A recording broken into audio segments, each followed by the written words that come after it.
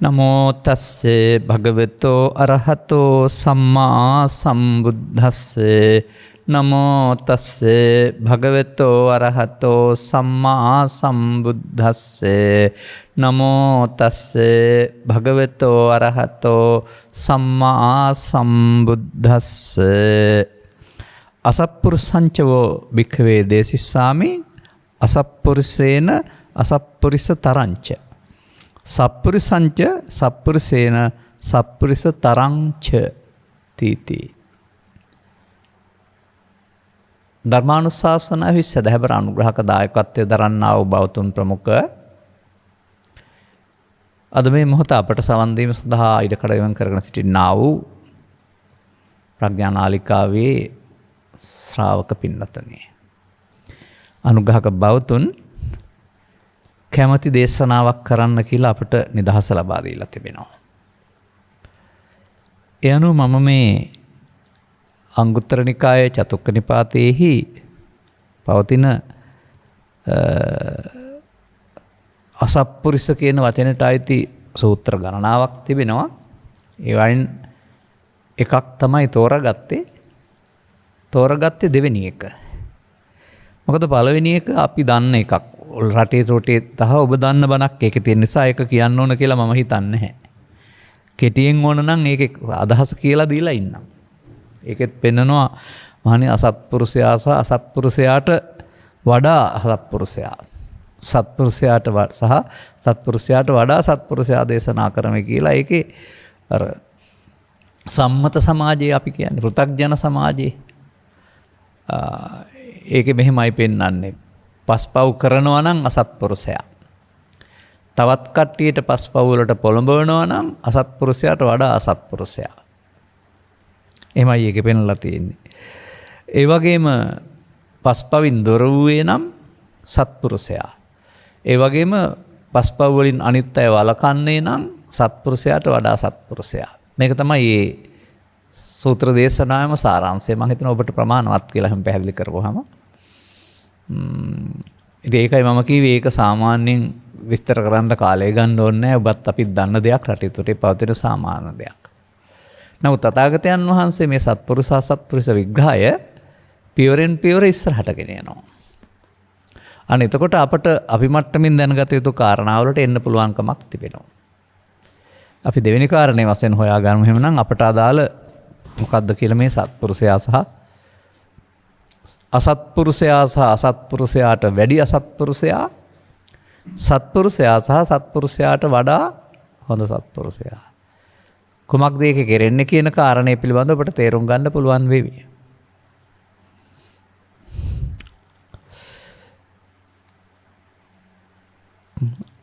මෙහිදී මා යමක් මුලින්ම ඔබට මතක් කරලා ඉන්න කැමතියි. විශේෂයෙන් මේ ගැන අවධානය යොමු කරන්න. තථාගත බුදු පියාණන් වහන්සේ සකීය ධර්මදේශනාව කරගෙන යාමේදී ගමින් ගමට වැඩම කරමින් විවිධ මතධාරීන්ට තමයි කරුණු පැහැදිලි කරමින් ධර්මදේශනා කළේ. ඔවුන් දේශනාව අවසානයේ සතුටටපත් වෙලා අහලා ශ්‍රාවකයන් බවට පිළිගන්න කියලා ඉල්ලුවයි කියලා තිබෙනවා. මම දකින්නේ නැහැ තරම් ගැඹුරු දෙයක් එතකොට ඒ සඳහා. සාමාන්‍ය සමාජයට කරුණු පැහැදිලි කරලා ශ්‍රාවක බවට පත් උනායි කියන එකේ තේරුම ගිහි ජීවිතයේ ඉඳගෙන තෙරුවන් සරණ මේ යන පිරිසක් බවට පත් උනායි කියන එක. නමුත් වර්තමානයේ ඔබට මට අහන්න දකින්න ලැබෙන ධර්ම දේශනා සංඛ්‍යාව ගත්තාම අර වගේ එක දවසකින් දෙකකින් නෙවෙයි. දහම් පාසලේ මූලික ශ්‍රේණියේ හෝ පාසලේ මූලික ශ්‍රේණියේ පටන් බුදුහාමුදුරුවෝ ගැන ඉගෙන ගන්නවා. අනිවාර්යෙන් 10 වෙනි ශ්‍රේණිය දක්වා බුද්ධ ආගමක් ඉගෙන ගන්නවා. අනිත් ඊට පස්සේ කලාස් විෂයන් ඔස්ස ගත්තොත් බෞද්ධ ශිෂ්ටාචාරය හෝ බුදු ධර්මයේ ඉගෙන ගන්නවා උසස් පෙළ දක්වා. දහම් පාසලෙත් ධර්මාචාර්ය දක්වා බුදු දහම උගන්වනු ලබනවා. දැන් අපට බුදු දහම පිළිබඳව තියෙන දැනීම අතිවිශාලයි. ඒ අතිවිශාලත්වයේ තිබෙන්නේ විෂය මූලික දැනීමක්. අපි දන්නවා වැඩිද කියලා හිතෙනවා මට. බුදු දහම දන්නවා නෙවෙයි බුදුදහම පිළිබඳව ගොඩක් දේවල් දන්නවා. මේ නිසාම මේ තේරුම් ගැනීම අපහසු වෙලා තියෙනවද කියලා මට හිතෙනවා. මන්දයත් අපි කරුණක් පැහැදිලි කරනකොට එහි පාසල් මට්ටමේ තේරුම් ගැනීම වෙනස් ආකාර එකක් දැන් අනුවිතර්කණයක් ඇති වෙනවා. ඒක නෙමෙයි මේක මන් දන්නේ ඒක හරි කියලා. ඇතැම් ශ්‍රාවක පිරිස්ගේ ධර්මදේශනා පිළිගැනීමත් Taman දරන මතය හරිනම් පිළිගන්නවා කියන අර්ථයට ඇවිදින් ඉන්නවා. දැන් අපට නම් එහෙම නෙමෙයි යෝක තිබුණේ. අපට නිර්වුල්ම දේ වඩාත් නිර්වුල් දේ කුමක්දයි හොයන ඕනකමයි තිබුණේ. ඒ ඔස්සේ අපි පියවරෙන් පියවර යන්නේ.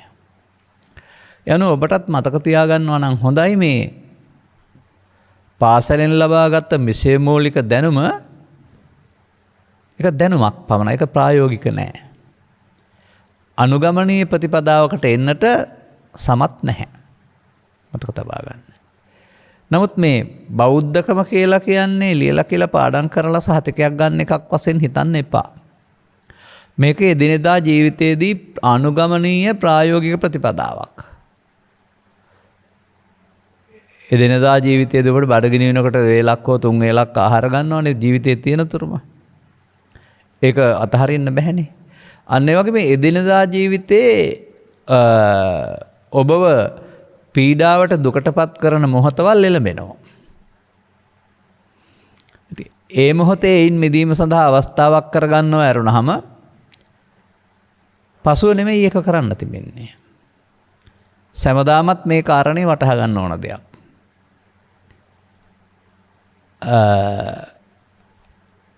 ඒ නිසා අපිට මේ මොහොත දුකටපත් වෙන්නේ මොන කාරණයක් නිසාද කියන අවබෝධයක් ලබා ගන්න පුළුවන් නම් මේ මොහොතෙන් නිසා මේ මොහොතේ මුලා වීම නිසා අනාගතයේම දුක්ඛන්දරාවක් බවට පත් කරගන්න නැතිව මේ මොහොත උදව් කරගෙන දුකින් මිදෙන මාර්ගයකට යන්න පුළුවන් කෙනෙක් වෙනවා නම් මම දකින්නේ තෙරුවන් සරණ යන ශ්‍රාවක භාවය කියන්නේ ඒක තමයි. ඒකට නමක් අපි තියමු භික්ෂු භික්ෂුණී උපාසක උපාසිකා. එහෙමයි. ආය භික්ෂූන්ට පමණයි කියලා හැම මේකේ කොතනකවත් සඳහන් වෙලා නැහැ. අර ඇසට පේන මට්ටමේදී ආ ඉන්න ඕන සංවර ප්‍රතිපදා පොඩි වෙනස්කමක් තිබුණාට ඇතුළතින් ගත්තාම එකම කරුණක් තමයි මේකේ අනුගමනය කරන්න තිබෙන්නේ.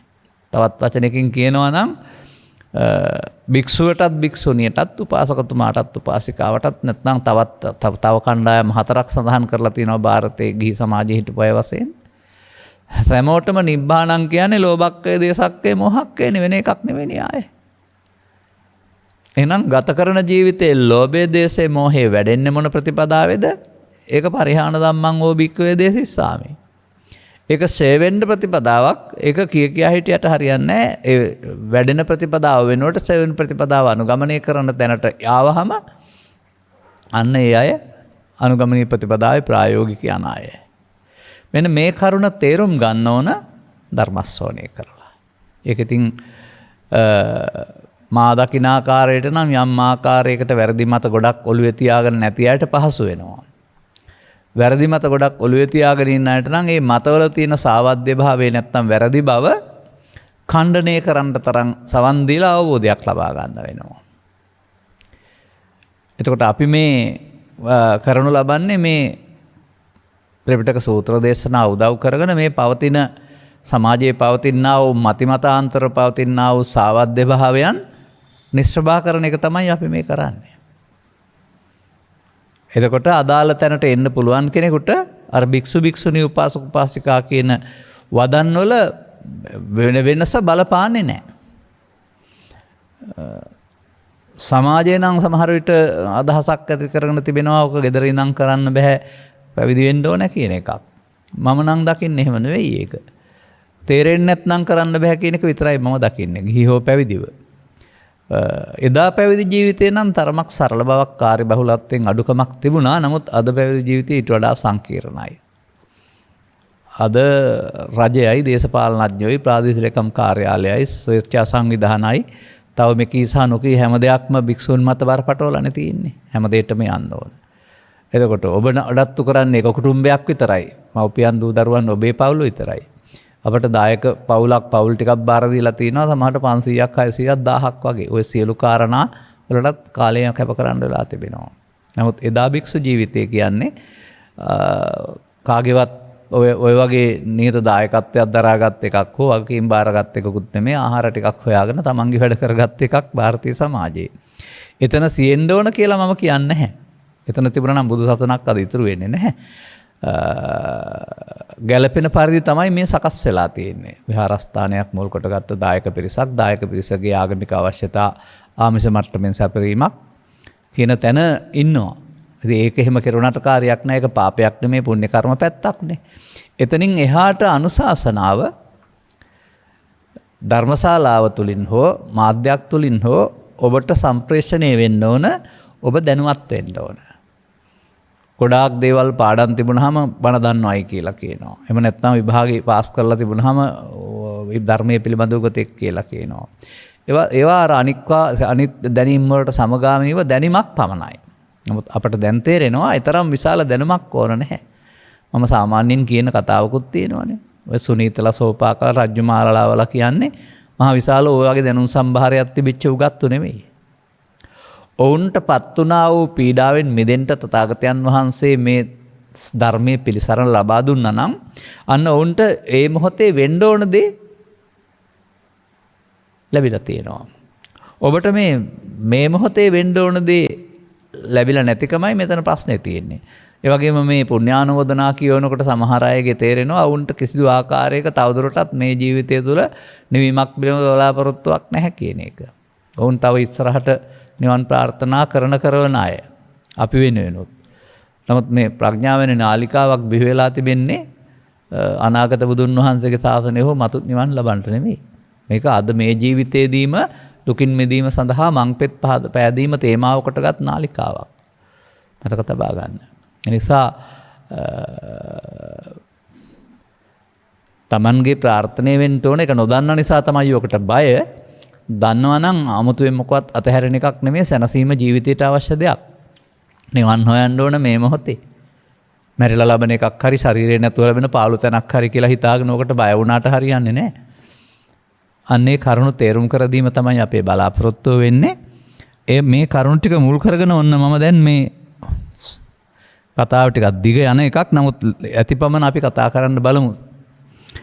කතමාච භික්කවේ අසප්පුරිසෝ ඉද භික්කවේ ඒකච්චෝ අස්සද්දෝ හෝති අහිරුකෝ හෝති අනොත්තප්පී හෝති අපස්සුතෝ හෝති කුසීතෝ හෝති මුට්ට සති හෝති දුප්පඤ්ඤෝ හෝති අයං උච්චති භික්ඛවේ අසප්පුරිසෝ. දැන් ඉතින් ධර්ම දේශනා 7ක් කරන්න දේවල් තියෙනවානේ එතන. මේක එකක් පැහැදිලි කරලා ඒක තුලින් ඔක්කොම පැහැදිලි කරගනිමු අපි. කවුද මේ අසත්පුරුෂයා කියන්නේ කියලා තථාගතයන් වහන්සේ පැහැදිලි කරනවා.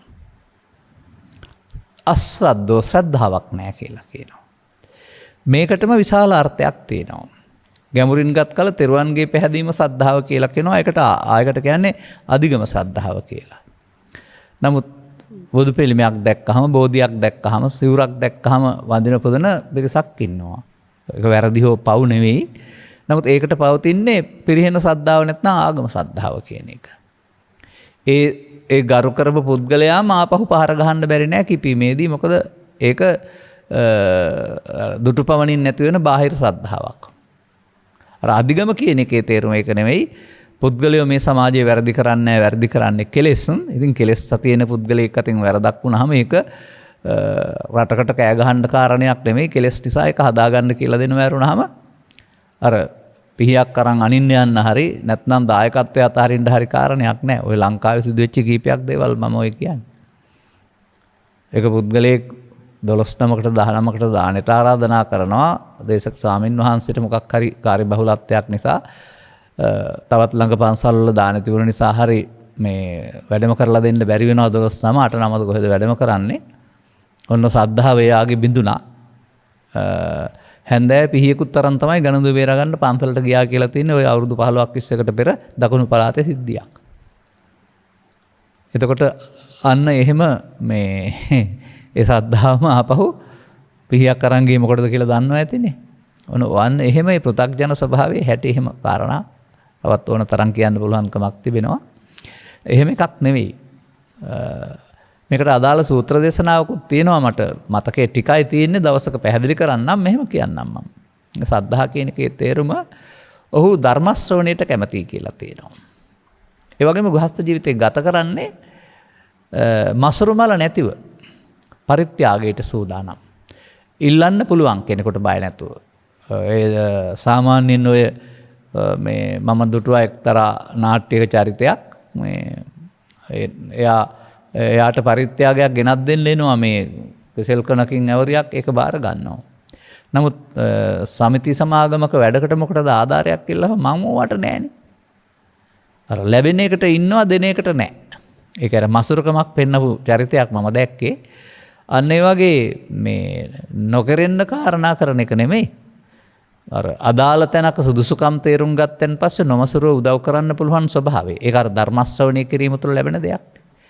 මෙන්න මෙහෙම ගෘහස්ත ජීවිතයේ නොමසුරුව ධර්ම ශ්‍රවණය තුළ වාසය කරනවා නම් ඒකට සද්ධාව වෙනවයි කියලා එක සූත්‍රයක මට මතකයි තියෙනවා. ඒ නිසා සද්ධාව යන්න අපිට ගන්න වෙනවා සසුන් කෙත කෙරෙහි සසුන කෙරෙහි සසුන දියුණු කිරීම කෙරෙහි සසුනෙහි මාර්ගඵල ආදී දේවල් මතු කරලා දෙන්න Tamanගේ කාලය ධනය සමයක අපි කිරීම කෙරෙහි පවතිනා වූ වීරිය තමයි සද්ධා කියලා පෙන්වන්නේ. එතකොට ඒක නැති එකට තමයි සද්ධා නැත්තේ වෙයි කියලා කියන්නේ. ඊළඟට අපි දන්නවා අහිරික ලැජ්ජ නැහැ. මේ ලැජ්ජ නැහැ කියන්නේ ඉතින් ඔය මේ මට ලැජ්ජයි කියලා කියන්නේ සමහර සභාවකට හින් කතාවක් කරන්න. ඒක නෙමෙයි මේ කතා කරන්නේ. මේ පුද්ගලයින්ට තමන්ට සිදුවෙන අපවාදයන් පිළිබඳව තමන්ගේ පවුලට සිදුවන අපවාදයන් පිළිබඳව තමන්ගේ ආත්ම ගෞරවයට සිදුවෙන අපවාදයන් පිළිබඳව කල්පනාවක් නැහැ. පස්සේ වෙනවා. වැරදි කරලා අහු වුණාම. ඊට පස්සේ අත් දෙකේ මුහුණ වහගෙන යන්න වෙනවා, ලේන්සුවෙන් මුහුණ වහගෙන යන්න වෙනවා. මොකද ප්‍රභූ චරිත බැලුවාම ලෝකෙ පිළිගත් ධනවත් ටයි කෝට් පළඳපු අය. නමුත් කර්මවලට අහු වුණාම වැරදි කරලා දැන් මුහුණ වහගෙන යන්න වෙලා තියෙන්නේ මොකද? පවට ලැජ්ජ නැතිකම. මේ ලැජ්ජ නැහැ කියලා කියන්නේ අන්න ඒ විදිහට අර මුලින් පෙන්නපු අසත්පුරුෂ චරිතවල පෙන්වන්නා වූ පංචපාපය ආදී කාරණාවලදී තමන්ට ඉඩකඩක් ලැබුණාම හොරකම් කරන්න හොඳ නෑ කියලා ශික්ෂාපදයේ තිබුණට අහු වුණොත් කරනවා. අන්න ඒ විදිහට ඒ පාපය කියන එකේ තව ගැඹුරු අර්ථයක් තිබෙනවා දැනට ඔහොම ගන්න. මොකද සාමාන්‍ය ලෝකයා කතා කරන්නේ සතුන් මරණ එක හොරකම් කරන එක මේ පස්පව් දස කුසල් පාපය කියලා ලෝභ දේශ මොහ. දැන් මම දේශනා සූත්‍රයේ කියනකොට මම දකිනවා පාපම් පාපකතෝ පස්සතාති පාපේ ලාමක වශයෙන් දකින්න දැකලා පාපෙන් මිදෙන්න. එපමණයි සම්පූර්ණ බුදු සමයම. ආරි සත්‍යයේදී. එතකොට පාපය කියන්නේ අතුන් මැරීම සතුන් මැරීමෙන් මිදුන පමණින් එතකොට පාපෙන් මිදීම වෙන්නේ නැහැනේ. අතන පාපෙන් මිදෙනකොට රහතන් වහන්සේ කෙනෙක් වෙනවා. ඒ අර්ථයෙන් ගත්තාම මොකද බුදුරු පාපය දේශනා කරලා පාපෙන් මිදීම ඉස්සරත් දේශනා කරලා තියෙනවා. එතකොට මම දකිනවා මේ අපි කතා කරන පාපය කියන්නේ පාපයේ පුංචි කොටසක් විතරයි. ඒ නිසායි මම සමහර දේශනාවලදී පෙරළතේ උපාදානයේ පාපයයි. මොනවද උපාදානය කරගන්න? ඒකට විපාක හම්බ වෙනවනේ කාම ලෝකේ, රූප ලෝකේ, අරූප ලෝකේ. ඒ තැන දක්වා ඒ දැනුම දියුණු කරගන්න අවශ්‍ය වෙනවා. ඒ නිසා මෙන්න මේ සාමාන්‍ය සමාජයේ ගත්තාම එතකොට එහෙමනම් පවට ලැජ්ජ නැහැ. විතරක් නෙමෙයි කරන්න බියක් නැහැ. කරලා ඊට පස්සේ එකෙන් ගැලවෙන්න එකවරුවක් වසා ගන්න බරු 10ක් කියයි කියලා හරි තව නීතිය හරි තව රාජ්‍ය බලය හරි තවත් විවිධ දේවල් යොදාගෙන නිදහස් වෙන්න පස්සේ කටයුතු කරනවා. එන ඔය මට මතකයි මම හිතන්නේ 56 60 කාලෙ වෙන්න ඇති මේ මම දන්නා ප්‍රදේශයක මේ මම හිටුව ප්‍රදේශයක් කිවත් කමක් නැහැ. මේ වත්තක් තිබුණා. මේක දන්නවා මගේ වයස හුයිට පෙර අය මේ සතාසියම් වත්ත කියලා කියන්නේ. මේකේ හිටිය බංගලාවේ හිටිය නෝනායි මහත්තයයි විතරයි කවුරුත් එදා ඉඳලා නැහැ. නෝනා මරණයටපත් වුණා. ඉතින් දැන් එතකොට නිකම්ම මැරෙන්න බෑනේ මහත්තයා ගතින් මැරෙන්න ඕන. එතකොට මහත්තයා කරමලට අහු වෙලා ඉන්නේ. ඒ වුණාට ඉතින් තර්ක බලය සහ මූල්‍ය බලය උදව් කරගත්තාම අන්තිමට ඔප්පුනේ මේ වංගඩියක් මිනී මැරුවා කියලා. මේ කතාව දන්නවා ඇති. අන්න එහෙම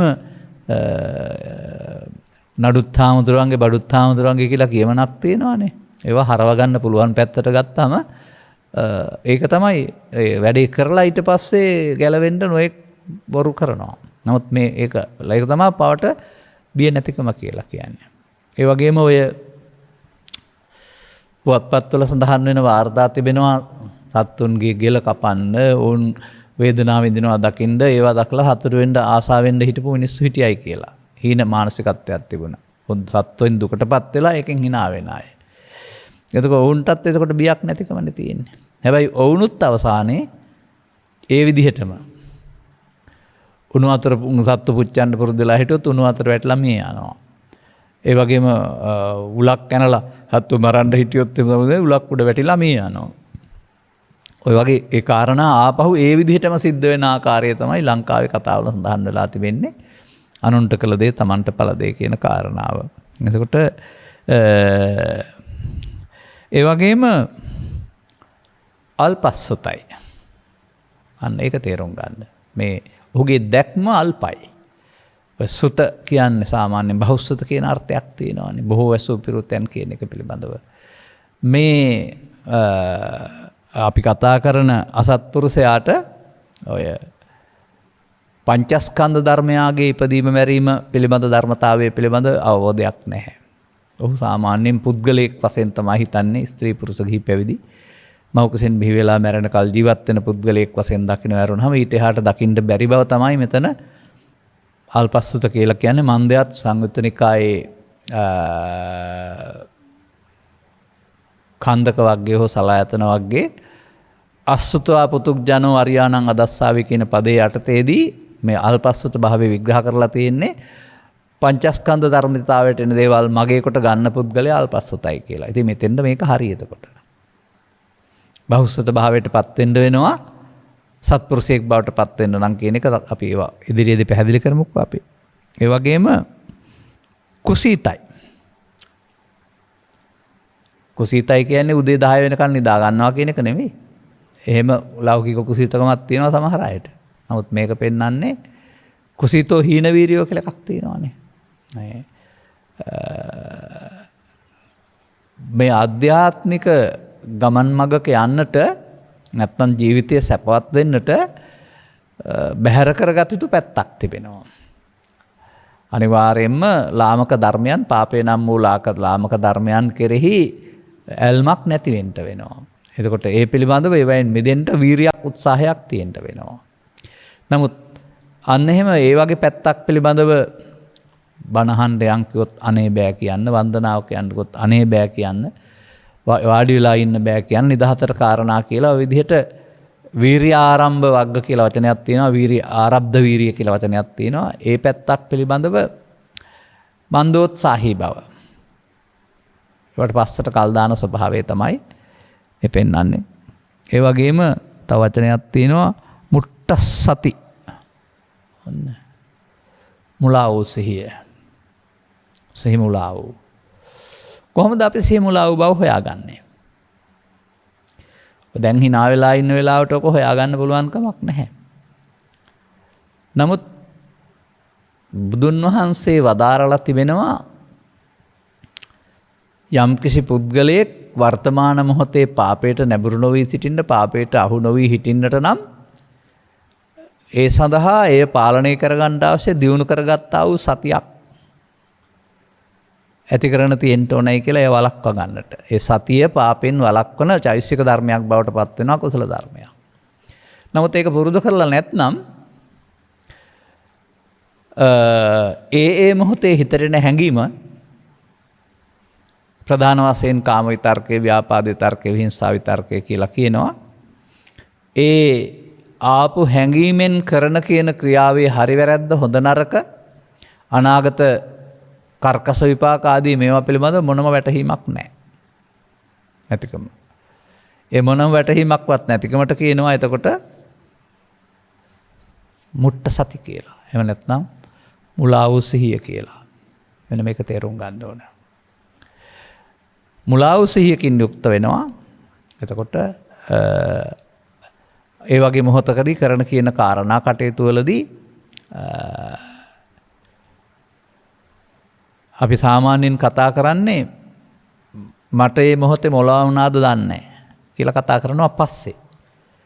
අන්න ඒ විදිහට අදාළ මොහොතේ ගැටලුව සංකීර්ණ කරගන්න නැතුව විසඳගන්නට ඉවසීමෙන් කටයුතු කරන්න බැරිකමට කියනවා මුලා වූ සිහිය කියලා.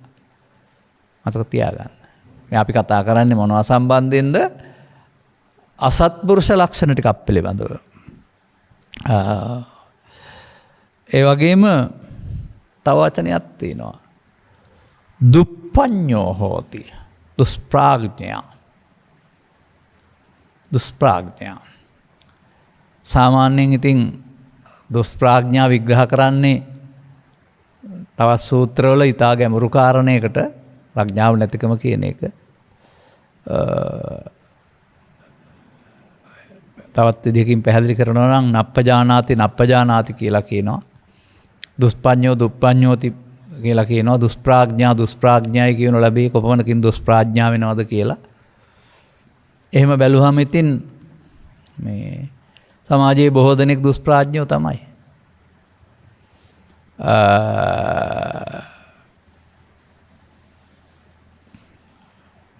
මරණයෙන් පස්සේ නිවන් දකින්න බලාපොරොත්තු වෙනවා නම් හරි, අනාගත බුදුරජාණන් වහන්සේගේ ශාසනයේ සම්දිවන් දකින්න බලාපොරොත්තු වෙනවා නම් හරි, ඒකට කාරණේ චතුස්සත්‍ය නොදැනීමනේ. චතුස්සත්‍ය දන්නවා නම් අනුගමනය කරනවා මේ ජීවිතේ. එතකොට ත්‍රිපිටකයේ දුෂ්ප්‍රාඥා කියලා පෙන්ලා තියෙන චතුස්සත්‍ය නොදැනීම. එනවා ඉතින් පෘථග්ජන ඔක්කොම දුෂ්ප්‍රාඥයෝ කියන තැනට දාන්න වෙනවා අන්තිමට. පාසල් ගිහින් මේ වචන හතර පාඩම් කරගත්තට දැනගත්තා වෙන්නේ නැහැ. නමුත් තේරුම් ගන්න ඕන අදාළ කාරණේදී දුෂ්ප්‍රාඥ බව කියන එකේ තේරුම එතකොට ප්‍රඥාව නැතිකම. එතකොට මෙන්න මේ ගති ලක්ෂණ බුදු සමය පිළිබඳව සවන් දීමකට ඉඩ නොලැබුණ පුද්ගලයින් තමන්ගේ චිත්තසංතානයන් හිතූ පැත්තට මෙහෙවනවා.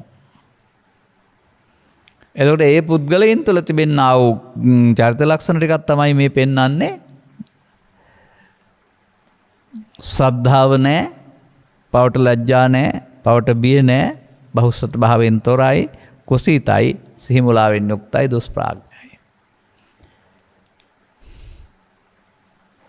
ඔන්න කවුද මේ කතා කරන්නේ? අසත්පුරුෂයා. දැන් ඉතින් මෙයාත් ගුරුවරයෙක් වෙන්න යනවා. එතකොට මොකද කරන්නේ? කතමෝච බික්කවේ අසත්පුරුෂේන අසත්පුරුෂතරෝ. අපි වැඩිපුර කාලය ගනිමු සත්පුරුෂ පැත්ත කතා කරන්න, මේ ගැන විස්තර කරන්න නැතුව. දැන් අසත්පුරුෂයාට වැඩිය සත්පුරුෂයෙක් වෙන්න පුළුවන් එයාට. තමන් මේ දුෂ්චරිතයන් කරන ගමන් ඒක සමාජයට බෝ කරනවා. කොහොමද ගන්නෙ? තමා ශ්‍රද්ධාවක් නැත්තේ වෙයි, අනිත් අයගේ හිතෙනුත් ශ්‍රද්ධාව අයින් කරලා දානවා. තමන් බය නැත්තේ වෙයි පවට, අනිත් අයගේ බයට නැති කරනවා. එතකොට ඔය විදිහට අනුනුත් මොකද කරන්නේ? පවට ලැජ්ජා බය නැති කරලා, අල්පස්සත බවට පත් කරලා, කුසීත කරලා, මුලා වූ සිහියතිවට පත් කරලා දුෂ්ප්‍රාඥයෝ කරනවා. තමන්ගේ ගොඩ වැඩි කරගන්නවා. නමුත් වැඩි වෙන්නේ දුකට පත්වන මිනිසුන්, පාප තපාකාරීන්, සමාජය අවුල් කරන්නන්. එතකොට අන්න අර බුදුන් වහන්සේ මෙතන පැහැදිලි කරලා තියෙනවා, වැරදි පැත්තට යන ගමන් යන එක, වැරදි දේ කරන එක අපි කතා අසත්පුරුෂයා. තව ටිකක් ඒකට ඇදගෙන යන එක, දැන් සාමාන්‍යයෙන් දුම්පානය කරලා නැති පුද්ගලයාට දුම්පානය කරන හැටි උගන්වනවා සමහර අය. දැන් හොරෙන් නම් කරන්නේ ගෙදරට අහු වෙන්න යන්නේ නැතුව කරන හැටි. අම්මට තාත්තට දැනෙන්නේ නැතු වෙන ලුණු ගෙඩියක් කපලා යන හැටි හරි තව මොනවා හරි කාලා යන හැටි එහෙම දන්නව ඇතිනේ ඒවා මොනවා හරි. මත්පැන් පානය කරලා නැත්නම් කරන උගන්වනවා. නමුත් ඒක ඊට පස්සේ අහු විදිහට අන්න ඒ වගේ මේ වැරදි පැත්තටත් ගුරුවරු ඉන්නවා මේ සමාජයේ. එතකොට අන්නේ තමන් දුස්චරිතයක් කරමින් අන් අයට ඒක පුරුදු කරන එක ගත්තාම අසත්පුරුෂයාටත් වැඩි අසත්පුරුෂයෙක් වෙනවා කියලා බුදුන් වහන්සේ වදාරලා තිබෙනවා.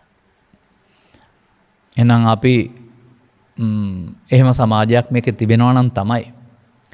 නමුත් අපේ උත්සාහය අසත්පුරුෂය හදන්න හෝ අසත්පුරුෂයට වැඩි අසත්පුරුෂය හදන්න නෙවෙයි. එහෙනම් අපි අපිට අදාළ කොටසට යමු දැන්. සත්පුරුෂ භාවය පැහැදිලි කරමු. එතකොට සත්පුරුෂයාට වැඩි සත්පුරුෂයා වෙන්නේ කොහොමද කියන එකත් ඒකෙන්ම හොයාගන්න පුළුවන්නේ. අපිට මේ ලැබෙන කාලය අනුවගත් කල මේක ධර්ම දේශනා 7-8ක් කරන්න ඕන කාරණයක්. නමුත් අපි හැමදාමත් කරුණු පැහැදිලි කරන නිසා එහෙම අවශ්‍ය නැහැ. අන්න දැන් කතමෝච බික්කවේ සත්පුරුෂෝ. අන්න දැන් මේ ස්ත්‍රී පුරුෂ ගිහි පැවිදි ભેදයෙන් තොරයි මේ ඉගැන්වීම බලන්න සත්පුරුෂයෙක් වෙන්නේ කොහොමද? අන්න ඔබට සත්පුරුෂයෙක් වෙන්න අවශ්‍ය කාරණා ටික මේකේ තිබෙනවා. එතකොට ඒ ටික ඔබ ළඟ තිබෙනවා නම් ඔබ මොකද කරන්නේ? අනිත් අයටත් ඒක හුරු කරන්න හදනවා. එතකොට ඔබට සත්පුරුෂයා ඉක්මවා ගිය සත්පුරුෂයෙක් වෙන්න පුළුවන්. ඔන්න දැන් මම උත්තරේ කීවාග උත්තරේ. දැන් මේ ටික තමයි ලැබී තිබෙන කාලය තුල පැහැදිලි කරන්න වෙලා තිබෙන්නේ. මේ කීවට වඩා ටිකක් යම් යම් තැන්වල පැහැදිලි කරන්න වෙනවා. දැන් අන්න සත්පුරුෂ ලක්ෂණයක් තමයි සද්ධාකාමී බව. සාමාන්‍යයෙන් මෙහෙම ගන්නකො. කාපු මකුණත් එකයි නොකාපු මකුණත් එකයි කියලා කියනවා. මොකද මකුණෙක්ගෙන් තරහ වුණාම අනිත් අයටත් දඬුවම් දෙන්න යනවා. අනේ වගේ මේ සමාජයේ කෙලෙස් සහගත ස්වභාවය නිසා දරුවෙක් අතින්, මවක් අතින්, ගුරුවරයෙක් අතින්, එහෙම නැත්නම් වික්ෂුවක් අතින් යමක් වෙන්න පුළුවන්. සමාජය පිළිගන්නේ නැති වැරදි දෙයක්. නමුත් ඒක සමස්ත සමාජයේම අපහාසයට ගර්හාවට ලක් කරන්න කාරණයක් නෙවෙයි. නමුත් පෘථග්ජන පුද්ගලයා මේක අල්ලන ඔක්කොම ඒ ගොල්ලට දානවා. එතකොට ගැඹුරින් බලපුවම මේක යම්කිසි පුද්ගලයක් ඒ මොහොතේ සතිය නැතිවීම නිසා ප්‍රමාදීව සිදුවන ක්ලේශයන්ගේ වරදක්. ඒක අනිත් ඔක්කොම මේ වගේ කියලා කියන්න අයිතියක් නැහැ. අනේ වගේ මේ සදහම් තේරුම් ගත්තම සදහම් තේරුම් ගැනීම තුළ සිදුවෙනවා පුද්ගලයන් අතින් නෙවෙයි වැරදි සිදු වෙන්නේ. පේන්නේ නම් පුද්ගලයන් අතින් තමයි, නීතියට පේන්නේ පුද්ගලයන් අතින් වැරදි සිදු වෙනවායි කියලා. නමුත් ඒ මොහොතට ක්ලේශ වසංග වීම. දැන් ලෝභ මූල, දේශ මූල, මෝහ මූල විසින් තමයි වැරදි සිදු කරන්නේ. ඒ තවදුරටත් පුද්ගලයෝ ගාව ලෝභ, දේශ, මෝහ මූල තියෙනවා නම් ප්‍රමාද දේවල් සිදු වෙන්න පුළුවනි. අපි කියමුකෝ නික්ලේශී උතුමන් කියලා, රහතුන් වහන්සේලා කියලා. උන්වහන්සේලා අතින් වැරදි සිදු වෙන්නේ නැහැ. නමුත් ලෝකයා දකිනවා වැරදි කියලා සමහර කාරණා. ඒ උන් බලන ඇහි වැරදනේ. උන්වහන්සේලා නික්ලේශී මොකක්වත් කෙලෙස් සහගත දෙයක් සිදු වෙන්නේ නැහැ. නමුත් සම්මත මට්ටමින් මේ ක්‍රියාකලාපය විවේචනයට ලක් වෙන්න පුළුවන්. බුදුන් වහන්සේ විවේචනයට ලක් වුණේ. ඒ නිසා ඒක උන්වහන්සේලාගේ ආධ්‍යාත්මික තියෙන අපිරිසුද්ධ භාවයක් නිසා නෙවෙයි. ඔවුන් බලන දෘෂ්ටි කෝණයේ වරද. මෙන්න සද්ධා නැති පුද්ගලයා සුළු දෙයක් අල්ලගෙන මුළු සමාජයේම ගරහිමට ලක් කරන්න පහර ගහන්න ලෑස්ති වෙනවා. නමුත් සද්ධාකාමී මේ කියන සද්ධා කියන පුද්ගලයා පැහැදුන පුද්ගලයාට තවදුරටත් වරදක් සිදු වෙනවා නම් ඒ පෘථග්ජන භාවය තුළ නැත්නම් සෝවාන් සිට රහත් දක්වා යන ගමනේදීත් යම් යම් ආකාරයේ ප්‍රමාදයන් වෙන්න පුළුවන් ක්ලේශ වසංග වීමයන්. ඒක අපැහැදීමට හේතුවක් වෙන්නේ නැහැ අයට. මෙන්න මෙතන ශ්‍රද්ධාව කියන එක මම දකින්නේ අර අධිගම ශ්‍රද්ධාව. දැන් අධිගම ශ්‍රද්ධාව කියන වචනට එනකොට බුදුන් දහම් සංගුණ පද තුනට පාසලෙන් ඉගෙන ගත්ත අර්ථයට වඩා ගැඹුරු අර්ථයක් එන්න වෙනවා. තෙරුවන් කෙරෙහි පැහැදීමනේ. එතකොට ඒ තෙරුවන් සත්වයා සතර දුකින් මුදවනවා. ඒ තෙරුවන් පන්සලේ තුම්පලක ඉන්න බෑ. දැන් ඔබ දන්න තෙරුවන් පන්සලේ තුම්පලක තමයි ඉන්නේ. බුදුරජාණන් වහන්සේ විහාරේ වැඩ ඉන්නවා. ධර්මයේ පොත්ගලේ වැඩ ඉන්නවා. සංඝයා ආවාසයේ වැඩ ඉන්නවා. මෙයාට පැහැදිලි ණය තමයි වරදක් කරපුවම ආපහු කඩු කිනිසෙ ඔසවාගෙන නැත්නම් පහර දෙන්න එන්නේ. නමුත් සද්ධර්ම ශ්‍රවණය කරනකොට තෙරුවන් වලට වෙනත් අර්ථයක් තිබෙන බව ඔය මා කියලා තිබෙනවා මින් පෙරත් ඔය බුරුමේ වෙන්න ඇති මං හිතන්නේ ආචාන්චා කියන හිමියන් වැඩ වාසය කළේ තනිව ගවේෂණය කරලා අභ්‍යාස කරපු කෙනෙක්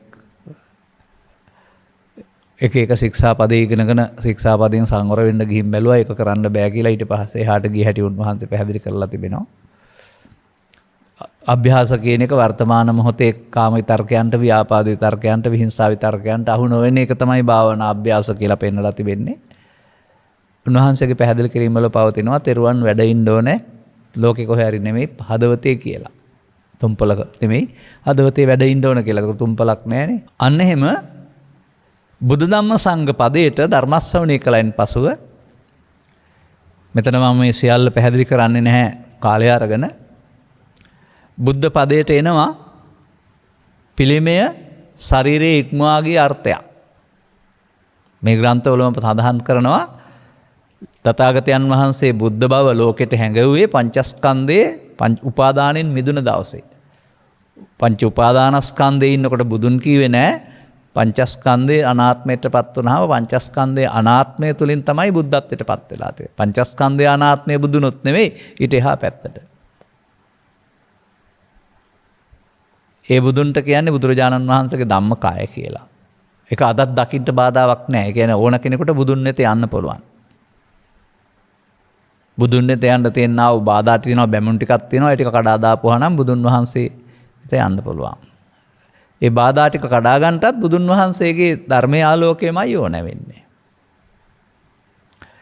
එතකොට අපි ධර්මයේ කියන වචනේ සමාජයේ හොඳ දේවල් වලටයි හැම දෙයකටම පාවිච්චි කළාට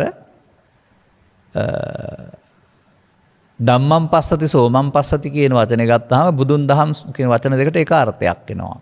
යෝ ධම්මං පස්සති සෝමං පස්සති. යමෙක් ආදිසෝ ධර්මයේ දකීද බුදුන් දකී. රතන සූත්‍ර දේශනාවල ධර්ම රත්නයේ ගුණ විවරණය කරන ගාථා දෙක විවරණය කරලා බැලුවම ධර්මයේ කියලා කියන්නේ අපට ලබා ගන්න පුළුවන් මේ සමාජයේ ජීවත් වෙනකොට ලෝකෙත් එක්කලා ගැටුමක් ඇති කරගන්න නැතුව ඉන්න පුළුවන් සංසුන් සමාධියට. ආනන්තරික සමාධිය. අන්න ඒ සරණෙන් ජීවත් වෙන්න ඕන කෙනෙක් තමයි ධම්මං සරණං ගච්ඡාමි කියලා කියන්නේ. එතකොට ඒ தත්ත්වයටපත් වෙනකොට සිවුරද සුදු ඇඳුමද ගිහිද කියලා කතාවක් නැහැ. ඔවුන් ළඟ තිබෙනවා ඉන්ද්‍රිය පිළිබඳ සංවරයක් නැත්නම් සංයමයක්. ඒකට කියනවා ආර්ය සංඝ භාවය කියලා. මෙන්න මේ විදිහට බාහිර ලෝකේ ඉන්න තෙරුවණක් වෙනුවට Taman ළඟ මේ තෙරුවණ හදාගත්තාම Taman තෙරුවන්ට අයිති කෙනෙක් බවට පත් වෙනවා. මෙන්න මේ විදිහටයි මම දකින්නේ මේ සදහ ඇති බව කියන එක. සදහ කියන්නේ පැහැදීම කියන එකනේ. එතකොට ඒ පැහැදීමේදී ක්ලේශයන් නිසා ඇතිවෙන්නා වූ ප්‍රමාද දෝෂයන් පිළිබඳව මරණීය දඬුවම දෙන්න හෝ සදාකාලයට අමනාප වෙන්න වෙනුවට බුදු සමයේ සඳහන් වෙලා තියෙන්නේ ඒවට ඇවැත් කියලා කියනවා කවුරු අතින් සිද්ධ වුණත් ඇවැත් වලින් ආයති සංවරය පිහිටන්න තියෙනවා. ඇවැත් කියන එකේ වරදක් සිදු වුණයි කියන එක හෙලි කරන්න කියලා තියෙනවා ඇවැත් දෙසීම කියලා ආපහු හැදෙන්න පුළුවන්. මේක බාහිරින් ඔය වචනෙන් කරනවට වඩා එහා ගිය දෙයක් ඔය තියෙන්නේ. නමුත් ඒකේ සත්‍යයක් පවතිනවා. අන්න ඒ නිසා තමයි වරදක් සිදු වුණයි කියලා එල්ලුම්ගස් අරින්න හරි එහෙම නැත්නම් සමාජයේම අපහාත ලක් කරන්න යන්නේ නැත්තේ. ඒක ප්‍රමාදයක්. ඒකේ ආයති සංවරය කියන්නේ නැවතත් සංවරය පිහිටන්න පුළුවන් කියන එක. අනේ විදිහට සද්ධා සම්පන්න බව කියන එක තේරුම් ගන්න වෙනවා. ඒ වගේම පව ඉතින් අර පුද්ගලින් වශයෙන් සතුන් මරන්න නැතුව හොරකම් කරන්න නැතුව ඒවට බය කියලා ගන්න නැතුව තව එහාට ගන්න. තථාගතෝ භික්ඛු අරහං සම්මා සම්බුද්ධෝ දේ ධම්ම දේශනා පරියායන භවಂತಿ. තථාගතවරු අරුත් වශයෙන් ධර්ම න්‍යාය දෙකක් දේශනා කරනු ලබනවා. පාපම් පාපකතෝ පස්සතාති පාපම් පාපකතෝ දිස්වා පාපේ ලාමක වශයෙන් දැක්කා නම් තත්ත විරජ්‍යත විමුච්ඡත නිබ්බින්දතාති. පාපේ නොඇලෙන්නට. එතකොට ඒකේ පෙන්වන්නේ බුදුවරු ලෝකෙට ධර්ම න්‍යාය දෙකයි දේශනා කරන්නේ. පාපේ ලාමක වශයෙන් දැක්කනම් පාපයෙන් මිදෙන්න කියන එක. ඒක සමස්ත බුද්ධ ධර්මය. අන්න මේ සඳහන් වෙන ආකාරයෙන් ගත්තාම පවට ලැජ්ජා ඇති වෙයි කියන එකේ තේරුම මොකක්ද? පව කියන්නේ යම් කිසි ආකාරයකට අරමුණු තුළ උපාදානය වීම නම් උපාදානයට විපාක හම්බ වෙනවා. ප්‍රවෘත්ති සහ ප්‍රතිසංග. ඒ කියන්නේ භව ගමනක් හැදෙනවා. අන්න එතකොට භව ගමනට බිය වෙන්න ඕන පුද්ගලයා එහෙනම් භව ගමනක් හදන්න කැමති වෙන්නේ නැති එක තමයි මම දකින්නේ පාපයට ඇති බිය කියන අර්ථය. ලැජ්ජා සහ බිය දෙකම. බාහිර සමාජයෙන් ලැජ්ජාවක් ඇති වෙනවා කියන එක නෙවෙයි. ඒක නිසා Tamanට සිදුවෙන්නා වූ අපවාදයන්, Tamanගේ හදවත දොස් කියන කාරණාව සහ උපාදානය තුළ සතර ගමනක් හැදෙනවට කැමති වෙන්නේ නැති වෙන පුද්ගලයෙක් බවට පත් වෙන්න වෙනවා. අපි මේ කතා කරන්නේ සත්පුරුෂ ලක්ෂණ බුදු සමය සඳහන් කරලා තිබෙන්නා වූ. අන්න ඊට පස්සේ ඒ පුද්ගලයා වයස කොහොම වුණත් බහුසුත භාවයේ ඇති කෙනෙක් වෙන්න වෙනවා. ඒ බහුසුත භාවය හමු වෙන්නේ කොහොමද? සවන් දීම තුළ ගැඹුරින් තේරුම් ගන්න වෙනවා. ඒක අපිට සාමාන්‍යයෙන් අපි කතා කරපු දේශනාශ්‍රයෙන් ගන්න පුළුවෙනි. අපි හැමෝම උගත්තු බවට පත් වෙනවා යම් යම් ශේත්‍ර සම්බන්ධයෙන්. ඒ වයින් ජීවනෝපාය සකසා ගන්න පුළුවන්කමකුත් තිබෙනවා. නමුත් අපි පිළිබඳව බුදුන් වහන්සේ වදාළ ආකාරයට අපි හදාරලා නැත්නම් අපට ස්ත්‍රියෙක් අපි, පුරුෂයෙක්, ගිහියෙක්, පැවිද්දෙක්, ඒ වගේම පුද්ගලයෙක්. එතනින් එහාට අපි දක්න්නේ නැහැ.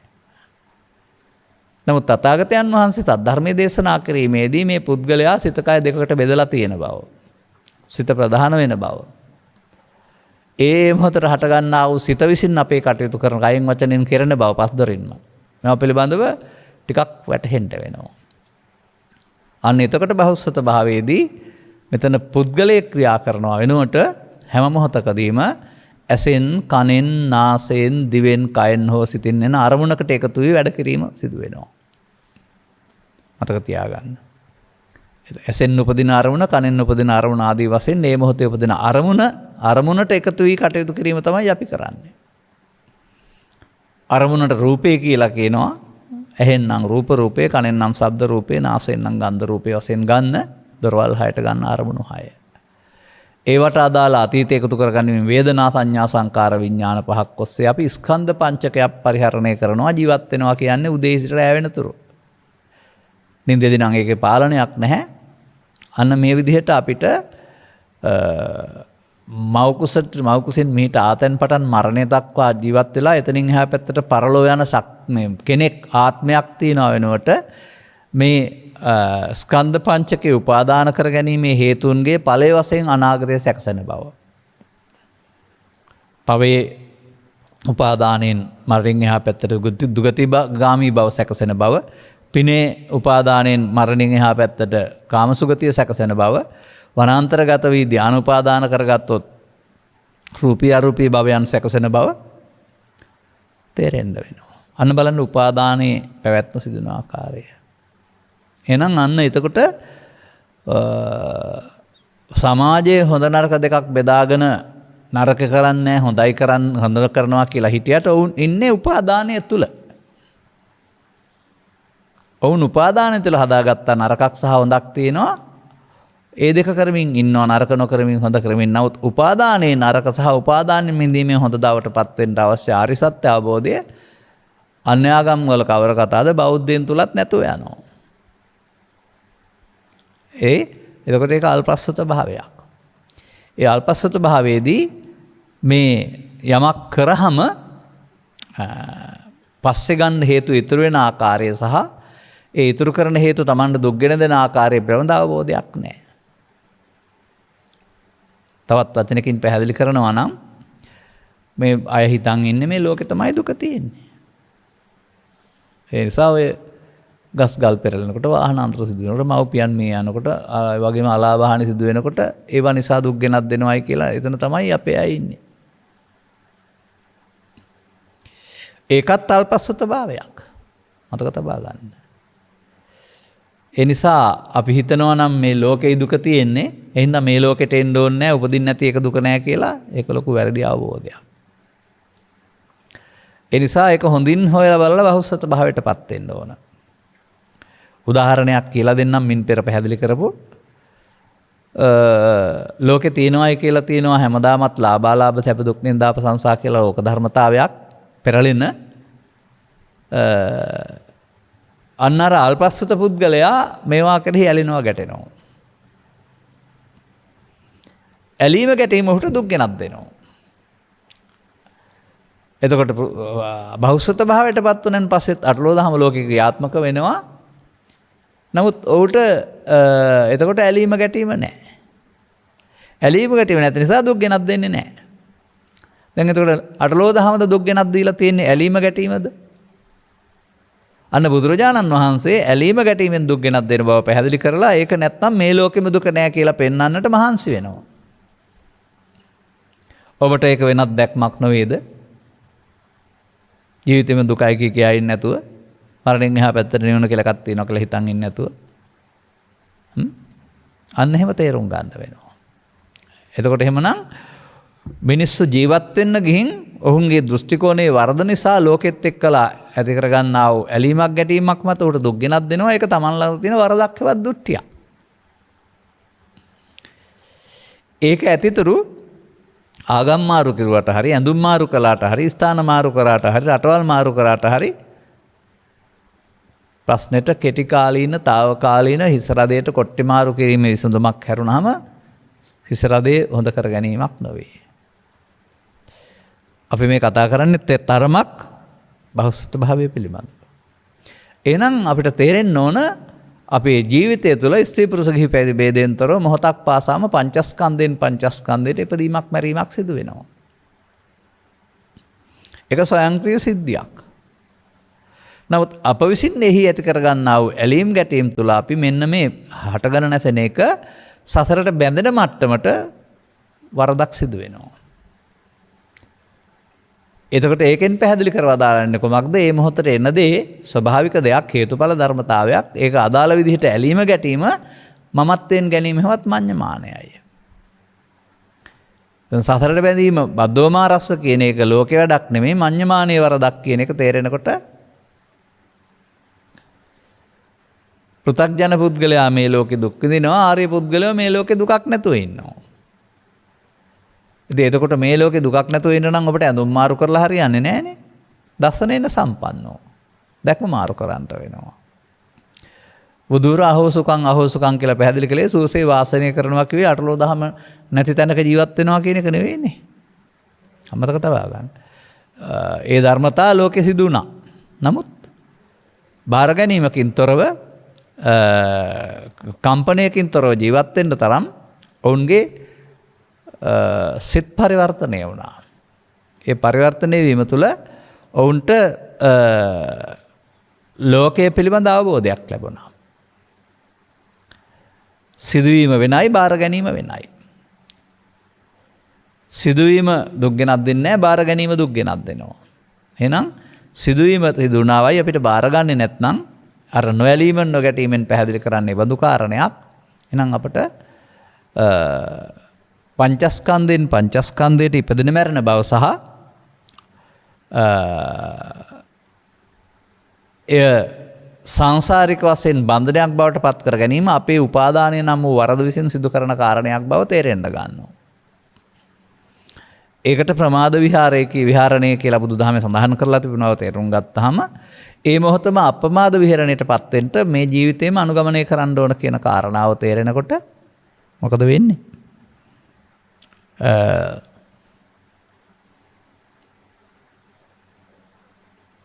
බහුසුත භාවයක් ඇති වෙනවා. ඉතින් මේ බහුසුත භාවය ඇති කිරීම සඳහා අපි අපේ ධර්ම දේශනාවල විවිධ පැති වලින් කරුණු ඉදිරිපත් කරමින් ඉන්නවා. ඔබ හැම දිනාට මම හිතන්නේ ධර්ම දේශනා ගණනාවක් ශ්‍රවණය කරනකොට මේ පිළිබඳව අපි මේ පැහැදිලි කරන කරුණු බහුසුත භාවය ලැබෙනවා වෙන්නේ නැති. ඒ වගේම අන්න එතකොට ඒ පුද්ගලයාට තියෙනවා අර කුසීතෝ හීන වීරියෝ වෙනුවට මේ වරද හදා ගැනීම සඳහා මේ මොහොතට මුහුණ දී වීරියෙන් යුක්ත වෙලා අර ප්‍රමාද නොකර ඉන්න, වැරද්ද නොකර ඉන්න, වරද අනාගත ඵලයක් හදන තැනට ඉතුරු නොකර අවසන් කරන්න වීරියෙන් යුක්ත වෙන්න වෙනවා. වචනේ මතක් කරගන්න ඕන කාරණාව ඒක තමයි අකට පාලියෙන් කියන ආරද්ධ විරියෝ කියන එක. ආරම්භ කළා වූ නැත්නම් ඒකට උදව් උපකාර වෙන වීරියෙන් යුක්ත වෙන එක. සාමාන්‍යයෙන් අර සංසුන් බවට පත්වීම සඳහා උදව් උපකාර වෙන ආකාරයට පාපයට ඇලී ගැලී නොයන්නට, එයින් බැහැර වෙන්නට වීරියවන්ත වෙන කාරණාව ධර්ම ශ්‍රවණය කරනකොට යමෙකුට තේරෙන්න ගන්නවා. මතක තියාගන්න. අන්න එවිට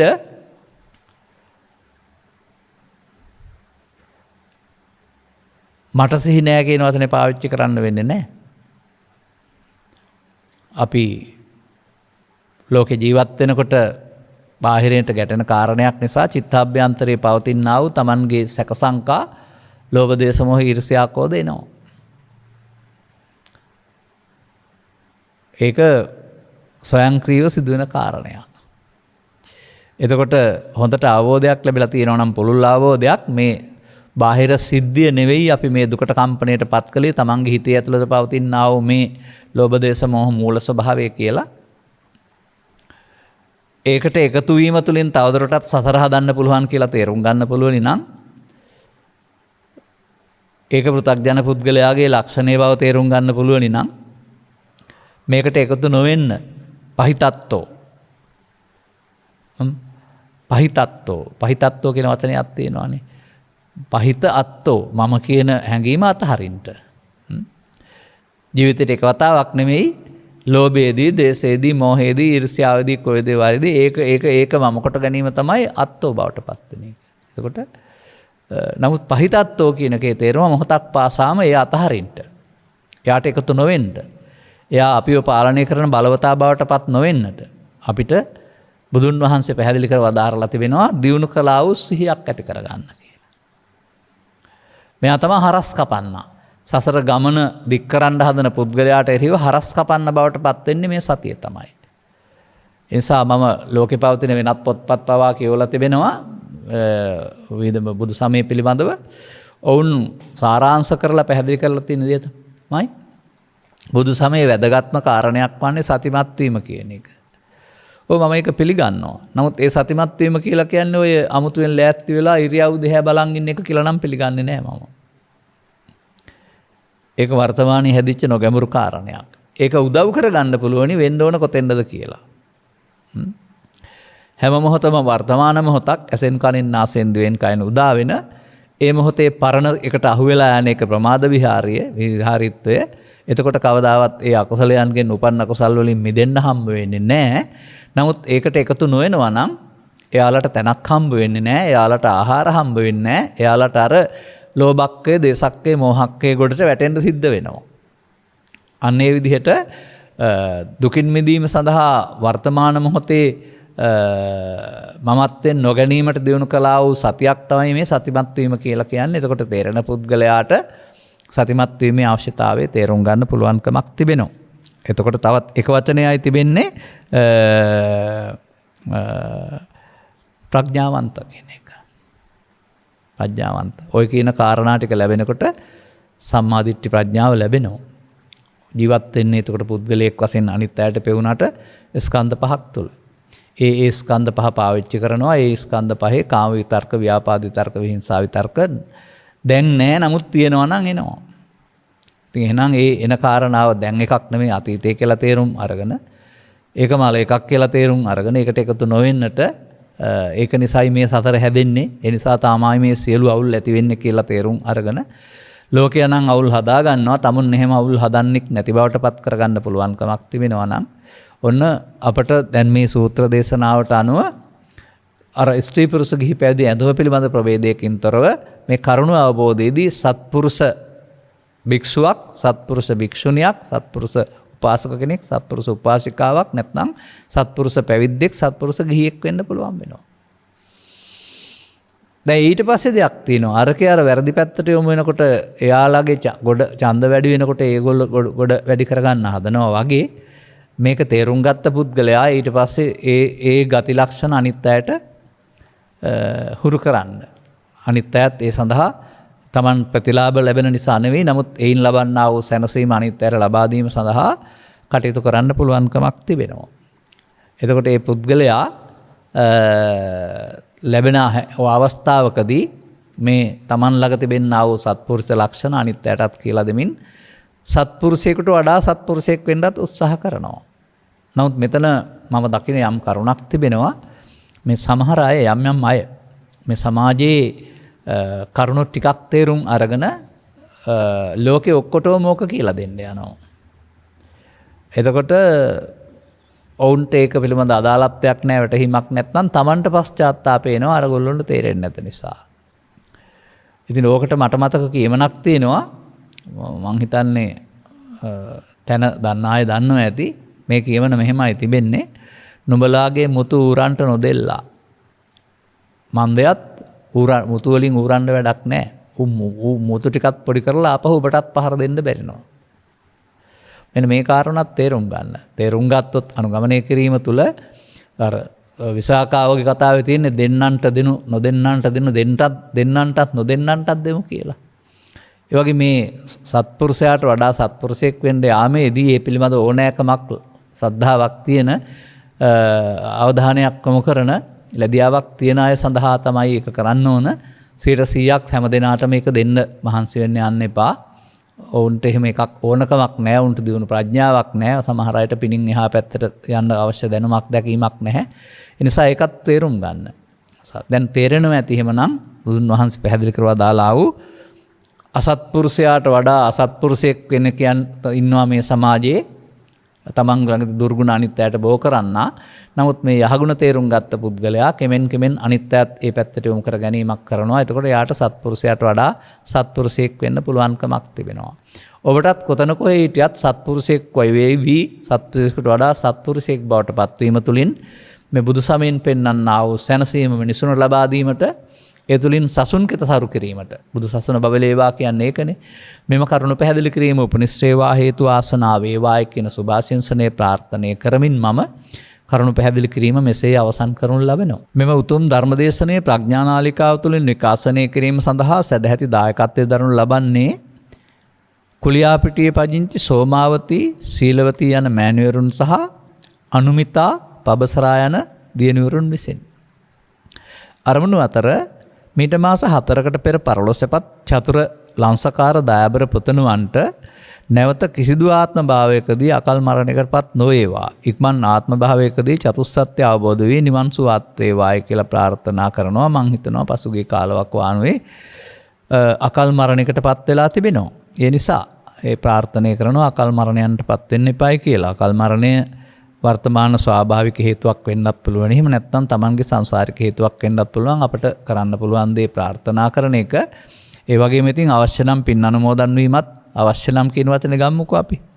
ඒ සඳහා තවත් එකතු කරගනු ලබනවා ඒ ජයතිලක සොයුරාට ඒ ගුණවර්ධන පියාණන්ට ආර්.එම්. බණ්ඩාරමැණිකා ආර්.එම්. මුතුමැණිකා W. මෙතිමැණිකා යන මෑණිවරුන්ට සහ පවුලේ නමින් මියගිය සියලුම ඥාතීන් අවශ්‍ය නම් මේ උසුම් කුසලයේ අනුමෝදන් කරගනිත්වා. ඔවුන්ට පරලෝකීය බැවින් ඉක්මන් ආත්ම භවයකදී මිනිසත් බව ලබා චතුස්සත්‍ය අවබෝධයෙන් දුකින් මිදීමට මංපෙත් සැලසේවා යන්නත් ඔවුන්ගේම ප්‍රාර්ථනාව වෙනවා. සුජීවත්ව සිටින්නා වූ ඩී.එම්. මුදියන්සේ පියාණන්ට නිදුක් නිරෝගී සුවපත් භාවය සහ දීර්ඝායස ප්‍රාර්ථනා කරන්නටත් අවස්ථාවක් කරගෙන තිබෙනවා. ධර්මදේශනයේ පැවැත් වූ ගෞරවනීය දේශකයන් වහන්සේ ඇතුළු ප්‍රඥානාලිකාවේ සියලුම දේශකයන් වහන්සේලාට මෑත භවයකදී නිර්වාණ අවබෝධය ලබා ගැනීමට මෙම ධර්ම දානය දහම් පඬුරක් වේවා. අන්න ඒක තමයි මම කියේ මෑත භවයකදී නෙමෙයි මේ භවයේදීම දුකින් මිදෙන්න තමයි සැබෑ දේශකින් වහන්සේලා අනුගමනය කරන කටයුතු සහ දේශනා කිරීම කරන්නේ. එහෙම හැකියාවක් නැත්නම් තමයි මෑත භවයක් වළංගු වෙන්න ඕන. ලෝකයේ දැනට පවතින කොරෝනා උදුරු දුරු වී සියලු ලෝක සත්වයාට නිදුක් නිරෝගී සුවය ලැබේවා කියලා ප්‍රාර්ථනා කරනවා. එබැවින් ඔබගේ මේ පැතුම් සියල්ල සඵල වේවා කියලා ප්‍රාර්ථනා කරන අතර අනුග්‍රහක බවතුන් වශයෙන් කටයුතු කළා වූ ඔබටත් සුජීවත්ව වාසය කරන්නා වූ ධර්මශ්‍රවණය කළ හැමටත් මේ කරුණා අවබෝධයේ මෙලොව වශයෙන් නිදුක් නිරෝගී සුව සහ චිරජීවනයේ පිණිස හේතු වේවා. රැකියාදී කටයුතු අනාගත බලාපොරොත්තු සඵල වේවා. රෝග පීඩා අවම වේවා. කල්යාණ මිත්‍ර සේවනයේ ලැබේවා. ත්‍රිලක්ෂණයේ ගැඹුර වැටේවා. ඒ තුලින් ඔබ හැම දිනාටමත් සකල දුක්ඛයන්ගේ නිමාව උතුම් වූ නිවන් සුවයෙන් සැනසෙන්නට හේතු වාසනා වේවායි ප්‍රාර්ථනා කරගන්න උත්සාහ කරන්න. සබ්බිහිතයෝ විවජ්ජන්තු සබ්බ රෝගෝ විනස්සතු මාතේ බවත් අන්තරායෝ සුඛී දීඝායුකෝ භව. හැම දිනාටම තෙරුවන් සරණයි. මෝහක්ඛයෝ නිබ්බානං